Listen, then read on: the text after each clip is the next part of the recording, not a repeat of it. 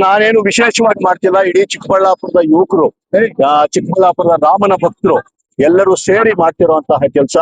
ಇದಕ್ಕೂ ಸಂತೋಷ ಆಗ್ತಿದೆ. ಯಾವುದೇ ಒಂದು ಆಸೆ ಆಮಿಷಗಳಿಲ್ದಿರ, ಯಾವುದೇ ಲಾಭಗಳನ್ನ ನೋಡ್ದಿರ ಇವತ್ತು ಸ್ವಯಂ ಪ್ರೇರಿತವಾಗಿ ಇಷ್ಟೊಂದು ಜನ ಬಂದು ಈ ಒಂದು ರ್ಯಾಲಿಯಲ್ಲಿ ಪಾಲ್ಗೊಂಡು ರಾಮನ ಹೆಸರನ್ನ ಕೂಡಿ ಹೇಳ್ತಾ ಇರೋದು ನಿಜಕ್ಕೂ ಸಂತಸ ತಂದಿದೆ. ಇಡೀ ಚಿಕ್ಕಬಳ್ಳಾಪುರಕ್ಕೆ ಈ ಒಂದು ವೈಟ್ಸ್ ಏನಿದೆ ಎಲ್ಲರಿಗೂ ಸೇರ್ಲಿ, ಈ ಒಂದು ವೈಟ್ ಮಿಷನ್ ಎಲ್ಲರಿಗೂ ಒಳ್ಳೇದಾಗ್ಲಿ ಅಂತ ನಾನು ಅನ್ಕೊಂತೀನಿ. ಸರ್, ಇವತ್ತು ರ್ಯಾಲಿ ಏನು 2ನೇ ವರ್ಷದ್ದಾಗಿದೆ, ಅತಿ ಹೆಚ್ಚು ಜನಸಂಖ್ಯೆ ಸೇರಿದ್ದಾರೆ. ಬಿಸಿಲು ಅನ್ನೋದನ್ನು ಕೂಡ ಲೆಕ್ಕಿಸದೆ ಬಂದಿದ್ದಾರೆ ಸರ್.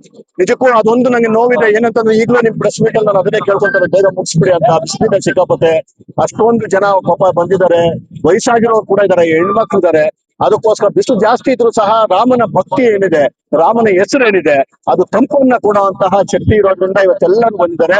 ರಾಮನ ಬಗ್ಗೆ ನಮ್ಗೆಲ್ಲರಿಗೂ ಹೆಮ್ಮೆ ಇದೆ, ಭಕ್ತಿ ಇದೆ. ರಾಮನ ಮಕ್ಕಳು ಅಂತ ನಾವು ಹೇಳ್ಕೊಳಕ್ಕೆ ನಮ್ಗೆ ಹೆಮ್ಮೆ ಇದೆ.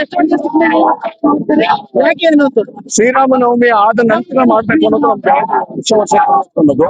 ಆದ್ರೆ ಏನಾಗಿದೆ ಈಗ ಬೇರೆ ಬೇರೆ ಕಾರಣಗಳಿಗೆ ಯುವಕರನ್ನೆಲ್ಲ ಕುತ್ಕೊಂಡು ಮಾತಾಡಿದ್ರೆ ಯಾವ್ದಾದ್ರು ಒಂದು ಭಾನುವಾರನೇ ಮಾಡ್ಬೇಕು, ಯಾಕಂದ್ರೆ ಎಲ್ಲರೂ ಕೆಲ್ಸಗಳಿಗೆ ಹೋಗುವಂತ ಹುಡುಗರು ಈ ರೀತಿ ಆಗಿರೋದ್ರಿಂದ ಈ ಒಂದು ಡೇಟ್ ಅನ್ನ ಎಲ್ಲರನ್ನು ಕೇಳಿ ಯಾಕೆ ನೀವು ಯಾವ್ದೇ ಕಾರ್ಯಕ್ರಮ ಮಾಡಿದ್ರು ಭಾನುವಾರನೇ ಮಾಡ್ತೀರಿ?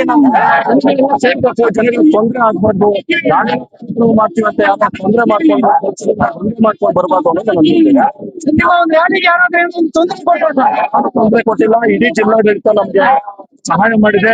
ಏನೇನು ಅವ್ರು ಆದಷ್ಟು ಹೆಲ್ಮೆಟ್ಗಳನ್ನ ಹಾಕೊಂಡಿದ್ದಾರೆ.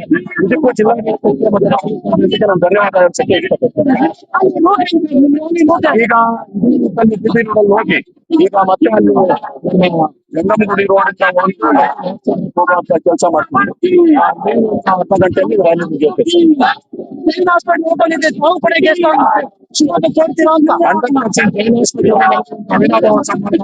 ಅದ್ಭುತವಾದ ಸೇವೆಯನ್ನು ನಾನು ಜೈನ್ ಹಾಸ್ಪಿಟಲ್ ಮಾಡ್ತಿದ್ದೇನೆ. ನಾನು ಇದೀನಿ ಅಂತ ಹೇಳಕ್ಕೆ ಗರ್ವ ಆಗುತ್ತದೆ. ಆ ಒಂದು ಜೈನ್ ಹಾಸ್ಪಿಟಲ್ ಇನ್ನಷ್ಟು ಬ್ರಾಂಚ್ಗಳನ್ನ ಈ ತರ ಮಾಡಿ ನಿರ್ಗಮಿತರಿಗೆ ಒಂದು ಸೇವೆಯನ್ನ, ಉತ್ತಮವಾದ ಸೇವೆಯನ್ನು ಕೊಡೋದು